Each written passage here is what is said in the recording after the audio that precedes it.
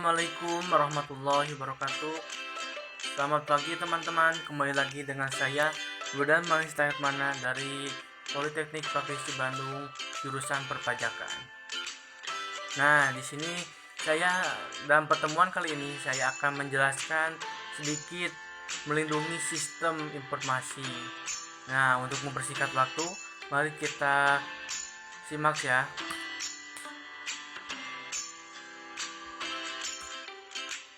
Nah, di sini ada kerentanan dan penyalahgunaan sistem. Ketika sejumlah besar data yang disimpan dalam bentuk elektronik, mereka rentan terhadap banyak jenis ancaman daripada ketika mereka ada dalam bentuk manual. Melalui jaringan komunikasi, sistem informasi di lokasi yang berbeda saling berhubungan. Potensi akses yang tidak sah, penyalahgunaan atau penipuan tidak terbatas pada satu lokasi tetapi dapat terjadi pada setiap titik akses dalam jaringan. Lalu, kerentanan dan penyalahgunaan sistem juga ada sebuah trojan. Sebuah trojan horse adalah program perangkat lunak yang tampaknya menjadi jinak tetapi kemudian melakukan sesuatu yang lain dari yang diharapkan, seperti Zeus Trojan yang dijelaskan dalam kasus bab pembukaan. Trojan horse tidak sendiri virus karena tidak meniru, tapi sering merupakan cara untuk virus atau kode berbahaya lainnya yang akan dimasukkan ke dalam sistem komputer. Lalu di sini ada hacker dan kejahatan komputer. Nah, kalian pasti tahu kan hacker itu apa? Nah, hacker adalah seorang hacker adalah seorang individu yang bermaksud untuk mendapatkan akses tidak sah ke sistem komputer.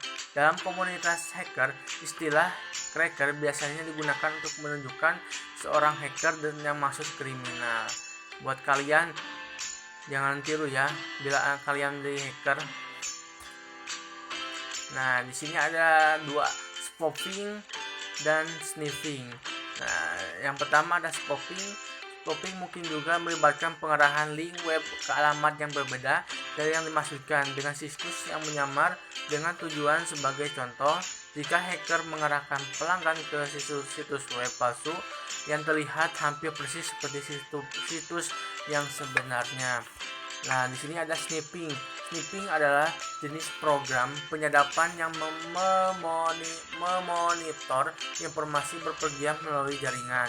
Ketika digunakan secara sah, sniffer membantu mengidentifikasi potensi titik masalah jaringan atau kegiatan kriminal pada jaringan. Tetapi bila digunakan untuk tujuan kriminal, mereka dapat merusak yang sangat sulit untuk dideteksi. Lalu di sini ada computer crime. Computer crime yaitu misalnya pada Juli 2009 di Amerika Serikat, agen federal menangkap Sergei Aleynikov, seorang programmer komputer di perusahaan perbankan. Investasi Goldman Sachs untuk mencuri program komputer proprietary yang digunakan dalam membuat keuntungan perdagangan cepat di pasar keuangan. Perangkat lunak ini membawa keuntungan bagi Goldman jutaan dolar per tahun. Di tangan yang salah bisa digunakan untuk memanipulasi pasar keuangan yang tidak adil. Tidak boleh ya teman-teman. Lalu ada pencurian identitas. Pencurian identitas adalah kejahatan di mana seorang menipu memperoleh potongan kunci informasi pribadi seperti nomor jaminan sosial, nomor SIM, atau nomor kartu kredit.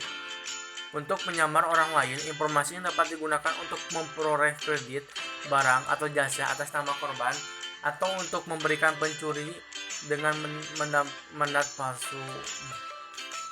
Lalu ada klik penipuan. Nah, di sini yang paling sering dalam Google ya.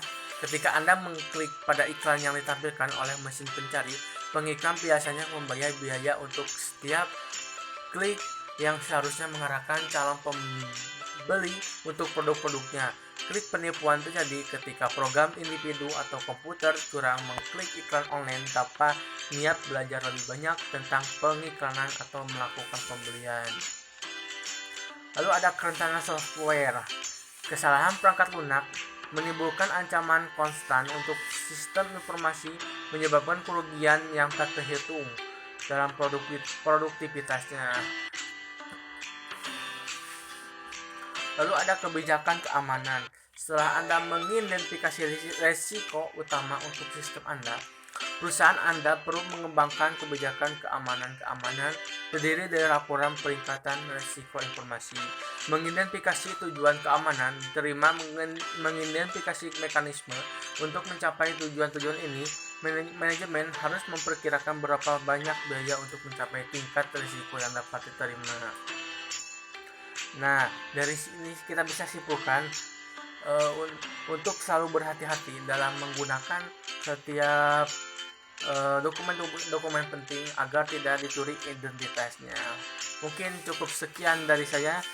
Sampai ketemu di pertemuan selanjutnya. Jangan lupa subscribe, like, and share. Terima kasih. Wassalamualaikum warahmatullahi wabarakatuh.